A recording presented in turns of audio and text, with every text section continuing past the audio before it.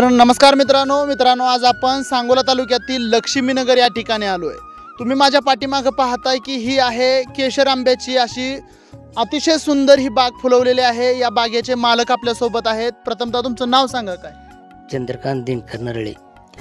एकंदरीतच ही आपली बाग कधी लावली आणि कशा पद्धतीने लावली? बागाला झाली आज 4-5 वरी चालू आहे। खत घालणे, पुन्हा डेव्हलपमेंट करणे, पुन्हा कैच्या लावणे, फाटं वर घेणे, बैला येऊ देणे, काय बैला आंबा टेकला का खराब होतो, मग त्या पद्धतीने सावलीला जाईल तेवढा आंबा लावायचा, बांधायचा, फाटं मोकळा फाटा आहे त्याच्यावर सावली घ्यायची आणि आंबा पूर्ण सावलीला लावायचा। आपल्या ह्या माळरानावरती आंबा लावायचं कसं तुम्ही निवडलं आणि कसं सुचलं होतं तुम्हाला? निवडलं म्हणजे डाळिंब लावली, त्यात तेलकट आला, तेलकटामध्ये सगळ्याच बागाही फेल झाल्या। त्यात लावत नाद लागत आपला आंब्याचा सीझन आपला मार्ग काढला, त्यात योग्य रीत उत्पन्न मिळायला लागलं। आपला मुलगा शिकलाय मात्र नोकरीच्या पाठीमागं न लागता तुम्ही शेतातच त्याला अतिशय आणि मुलगा सुद्धा अतिशय उत्कृष्ट शेती करतोय कशा पद्धतीने आहे आणि नोकरीला गेला नाही ही कसं आहे? नोकरीचा पगार आणि ह्याच्यात उत्पन्नात काय आहे, कसं फरक आहे? नोकरी उत्पन्न पगारात ते दुप्पट फायदा आहे। शेतीत केली शेती तर शेती ऐकत नाही। शेती एक नंबरचं उत्पन्न काढायचं म्हटलं तर टिबकवर पुन्हा थोडक्या पाण्यात खर्च आहे, लगेच उत्पन्न वाढतं अजून त्याचं। आपला आंबा जो आपल्या शेतातला आंबा आहे तो पुण्यासारख्या शहरात जातोय, लोकांना आवडलाय आंबा तो। कसं आहे आपली कसं चव आहे आंब्याची काय? शेणखत वर खत टाकायचा नाही त्याला, म्हणून त्याला चव आहे त्याला। आणि मुरमाय रान असल्यामुळे ती चव येते रान ह्याला आंब्याला। आणि पुण्या ठिकाणी झालं का ते व्यापारी काय इथं कमी मागते ती, त्याचा खर्च निघत नाही। मग नेलं पुण्याला तर आपला तर जागा नसतो या। आता आंब्याची रोपं वाढवायचं आहे का नियोजन कसं आहे? नियोजन आहे आता आंबा आता मिरगाला लावायचा आहे, डाळिंब काय लावायचे, 4 एकर अजून रान तयार करून ठेवले नांगरून। दिवसभर काम आता भरपूर असेल रानात? दिवस भरपूर आत्ताच एवढे बनेलच भिजले बघा, गामातच आहे बघा। म्हणजे कष्ट केल्यावर मिळतं म्हणा। कष्ट दिवस उगवला का रानात आंब्यात गेलो तिथं मोठं माळूस उन्हाच 1-3 तास थांबायचं सावलीला काम, मग दिवस माळूस तर काम पुन्हा पूर्ण जेवढा आंबा आला तेवढा सावलीला लावायचा। त्याचं तोडायचं ते कसं नियोजन करताय काय? तोडायचं नियोजनचं जरा त्याचे तेवढं अजून आता समजायला लागले तोडायचं, कुठला आंबा घ्यायचा तोडायचा, कुठला कच्चा आहे ते जरा वैसे बाहेरची जरी झारखंडवाली असते ते माणसं त्याची माहिती आहे, मग ते 1-2 माणसं आम्ही बोलवतो, त्याच्यावर आम्हाला आता कळायला लागलं 1-2 तोड्यात लगेच कुठला आंबा तोडायचा। आता आंबा लागवड केल्यानंतर आता दुसरं काय पीक अजून रानात?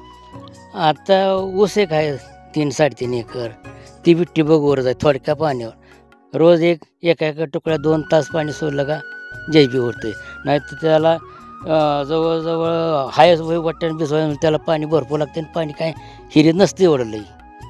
म्हणजे एकंदरीत मोकळं भिजवण्यापेक्षा ठिबकला भरपूर येतं। टेबक उत्पन्न विजा आता आणि थोडक्यात अजून कष्ट नाही लई, टेबकवर लगेच भिजते 2 तासात 1 एकर।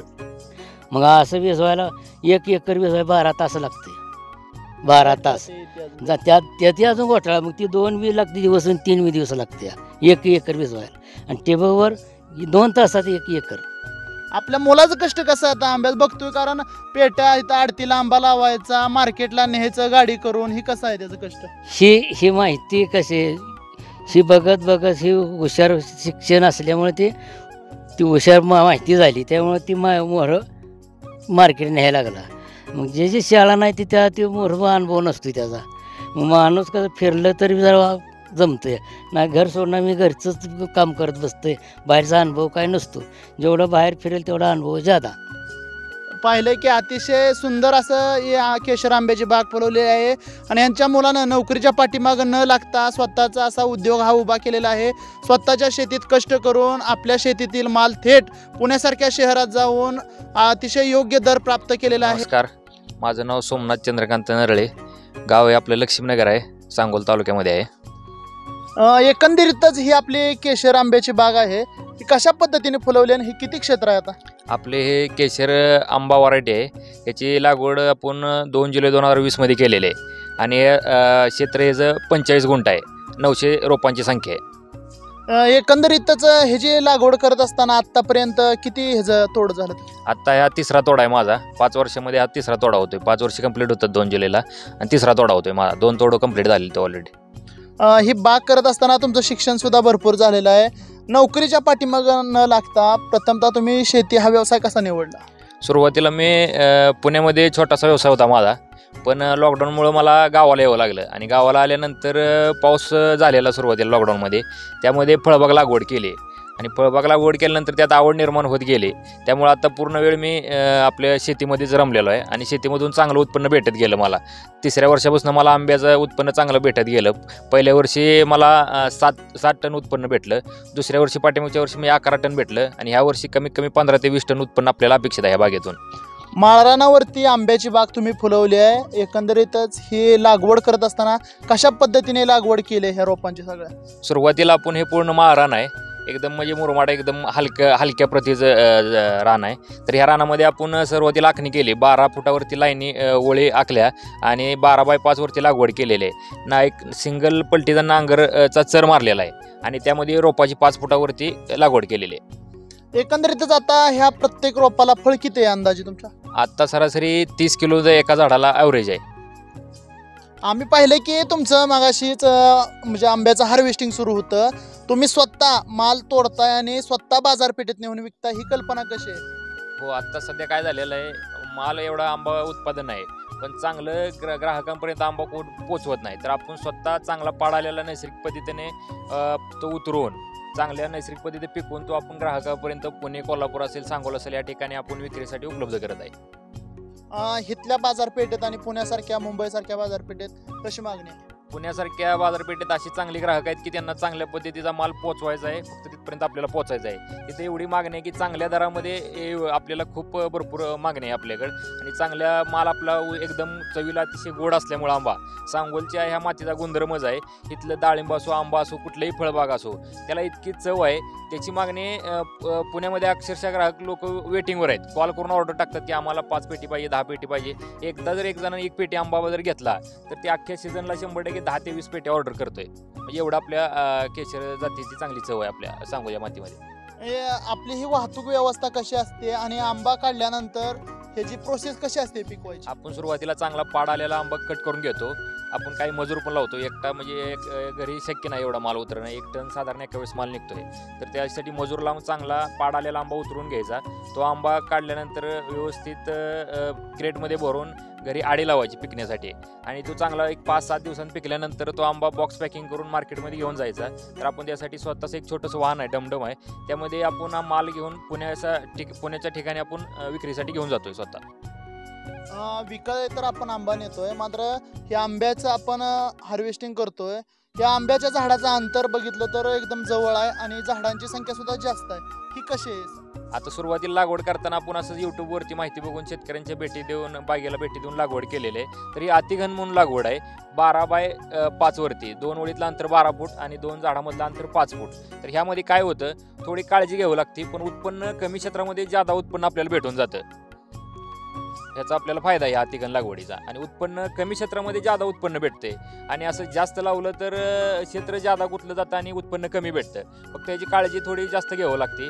दाट असल्यानंतर त्याचं किडीचं रोगाचं नियंत्रण आपल्याला वेळेत करावं लागतं. तर त्याचा फायदाच होतो आपल्याला, पण तोटा होत नाही त्या अतिघन लागवडीचा. हे आंब्याची आपण प्रथमतः तुम्ही नोकरी तर सोडली होती. आंब्याचं हे करत असताना विविध दुसरं शेतात काय म्हणजे लागवड? आपल्या शेतामध्ये दुसरं मक्याचं पीक असं येतं. आता सध्या ऊस आहे, पण ह्या बाकीच्या पिकांना एवढं पाणी प्रमाणात भरपूर लागतं. ऊसाला तर 12 महिने पाणी देऊन त्याचं उत्पन्न त्या पटीत लिमिटेड उत्पन्न आहे. साधारण 1 लाख 1.5 लाखाच्या पुढे उत्पन्न जाऊ शकत नाही. पण आपल्याला ह्या बागेतून पहिल्या वर्षी 7 लाख रुपये उत्पन्न भेटलेलं आहे. म्हणजे 3 वर्षानंतर बाग चालू झाल्यानंतर 2ऱ्या वर्षी 11 लाख रुपये भेटलेला आहे. या वर्षी कमीत कमी 25 ते 30 लाख रुपये आपल्याला उत्पन्न अपेक्षित आहे, एवढ्या फक्त 45 गुंठे जागेत. ही आंब्याची लागवड आपण इथून पुढे वाढवण्याचं क्षेत्र कसं असणार? हो, इथून पुढे आपण वाढवण्याचं आपल्या नियोजित आहे, पण पाणी ह्याला थोडं जास्त लागतं. आपल्याकडे दुष्काळी भाग आहे, थोडं पाण्याच्या सोर्समुळे आपण थोडं थांबलेलो आहे. एक शेततलावाची निर्मिती झाल्यानंतर मी माझं उत्पन्न क्षेत्र वाढवणार आहे. 5 एकरचं आंब्याचं क्षेत्र नवीन केशर वाढवणार आहे. इतरत्र पुण्यासारख्या बाजारपेठेत गेल्यावर आपला ग्रामीणचा शेतकरी येते तिथं कसं सेटअप व्हावं लागतं? सुरुवातीला आपण एक विश्वासार्हता आपला चांगला आपण माल दिला तर सुरुवातीला थोडं त्यांची शंका निर्माण होते की हा आलेले कुठून काय आलाय, तर आपण विक्री करताना शेतकरी तो ग्राहक विक्री म्हणून आपण विक्री करतोय. त्यामुळे सुरुवातीला ग्राहकांच्या मनामध्ये प्रश्न निर्माण होतो की हा आंबा खरंच चांगला आहे का आहे, पण एकदा घेतल्यानंतर ते 100% आपल्याकडे 5-10 पेट्या खरेदी करून जातात, एवढी आपली गॅरंटी आहे आपल्या मालाची. आपण गाडी रिकामी करून येत असताना काय ऑर्डर सुद्धा तुम्ही सांगितलं की मग अशी पेंडिंगला पडत असतात, ती कशा पद्धतीने असतात? तुमच्या ऑर्डर कशा पद्धतीने स्वीकारल्या जातात, पुरवल्या जातात? आपण आता आंबा विक्री करताना 1 डझनच्या पॅकिंगमध्ये पेटीज बनवलेले आहे. त्या पेटीवरती आपला नाव, फार्मचं नाव आणि मोबाईल नंबर, पत्ता दिलेला आहे. आणि कस्टमर तो आंबा खाल्ला की तिथं आपल्याला नंबर असतोच, त्यामुळे ते लगेच कॉन्टॅक्ट करून सांगतात की आंबा एकदम चवीला गोड आहे आणि आम्हाला पुढल्या वेळेस अजून 5-10 पेटी आमची बुक करा, अशी आपल्याला ऑर्डर येते. ग्रामीण भागातून एवढं विश्वासार्हता आपण प्राप्त करत असताना शहरी भागातून सुद्धा आंब्याला आपल्या मोठी मागणी असते, तिथं कसा संघर्ष करावा लागतो? दराच्या बाबतीत असो, ही कसं ठरवलं जातं? तर विक्री व्यवस्थापन करताना खूप अडचणी येतात, कारण की आपल्या इथं एकदम स्वस्त दरामध्ये शेतकऱ्यांकडून व्यापारी माल जातो आणि व्यापारी तिथं एक 50 रुपये किलो नेला तरी तिथं 100 रुपये म्हणजे डबल विक्री करतातच. पण आपण डायरेक्ट इथून घेऊन गेलो तर आपल्याला डायरेक्ट शेतकऱ्यांकडून खरेदीला खूप प्राधान्य आहे. फक्त तिथं जागा उपलब्ध होत नाही. आम्हाला सुरुवातीला अनुभव आला, पण आम्ही त्यातून मार्ग काढून आम्ही जिथं उभा राहील तिथं कस्टमर येतच राहतं, कारण शेतकरी म्हणल्यानंतर भरपूर प्राधान्य तिथं, फक्त तिथपर्यंत पोहोचणं आपल्याला गरजेचं आहे चांगला माल घेऊन. हे सर्व करत असताना आपण एकंदरीतच ह्या झाडं आपण ह्याची निवड केलेली आहे.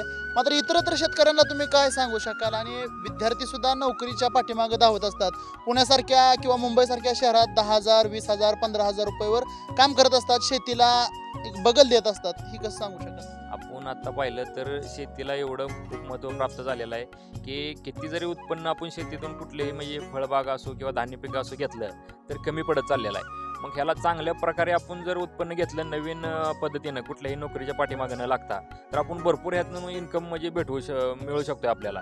तर आपण फळबागेकडे जास्त वळण्याचा कल हाच की आपल्याकडे दुष्काळी भाग आहे, कमी पाण्यामध्ये जास्त उत्पन्न देणारं ही फळबागच देऊ शकते, दुसरं कुठलंही पीक देऊ शकत नाही. त्यामुळे आपण फळबाग निवडलेली आहे. व्यापारी वर्गातून ग्रामीण भागातून आंबा मोठ्या प्रमाणात उचलला जातो. शेतकरी म्हणतात जायचं यायचं नको, डायरेक्ट इथं देऊ. इथल्या दरात आणि आपण स्वतः विकण्याच्या दरात कसा फरक पडतो? स्वतः विक्री व्यवस्थापन करताना थोडं अडथळा येतं, थोडं लोड होतो, पण त्याचा फायदा 2-3 पटीने आता मला रेट भेटतोय. आता ज्या वेळेस इथं एप्रिल महिन्यामध्ये अक्षय तृतीया अगोदर इथं 100 रुपयानं माल मागत होते व्यापारी, तर तिथं पुण्यामध्ये 300 रुपये किलो, 320 रुपये किलो या दरानं भाव भेटलेला आहे आपल्याला. आणि मागच्या अक्षय तृतीया झाल्यानंतर 250 रुपये किलो प्रमाणे भाव भेटलेला आहे. तर चालूला इथं भाव 80 रुपये असताना तिथं 250 रुपये भेटतोय, म्हणजे 3 पटीनं आपल्याला डबल म्हणजे 3 पटीनं आपल्याला त्याचा फायदा आहे. त्यामुळे स्वतः विक्री करायला काही अडचण नाही. खर्च वजा आपल्याला किलो मागं कसा दर भेटतो?